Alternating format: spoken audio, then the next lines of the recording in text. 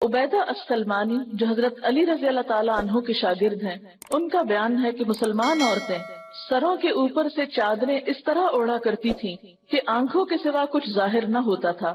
और वो भी इसलिए कि रास्ता देख सकें, यानी अपने आप को इस तरह लपेट के चलती थी। अब बाज लोग कहते हैं कि ये हुक्म जो है वो अज़वाज मुताहरात के लिए है, चेहरा लपेटने का, या ये है कि ये सारी सख्ती जिसको नाम नहाद सख्ती बोला जाता है, हालांकि इसके बगैर बाजों का जो सख्तियां पड़ती हैं इंसान पे वो कहीं ज्यादा भारी होती हैं, लेकिन उनको हम भूल जाते हैं और इस हुक्म के अमल करने को सख्ती से ताबीर करते हैं। तो इसमें बाजों का ये कहा जाता है कि ये अज़वाज मुताहरात के लिए, और बाज आइम्मा की राय दी जाती है कि इमाम अबू हनीफा के नजदीक चेहरे का पर्दा नहीं है। एक बात याद रखिए कि जितने भी आइम्मा कराम हैं वो सारे के सारे इस बात पर जरूर मुत्तफिक हैं कि जहाँ फितने का डर हो वहाँ चेहरा ढांपना लाजिम है,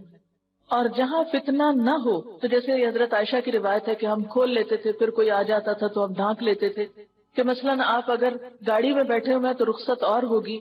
अगर आप सड़क पे चल रहे हैं, भीड़ में से निकल रहे हैं तो मामला और होगा।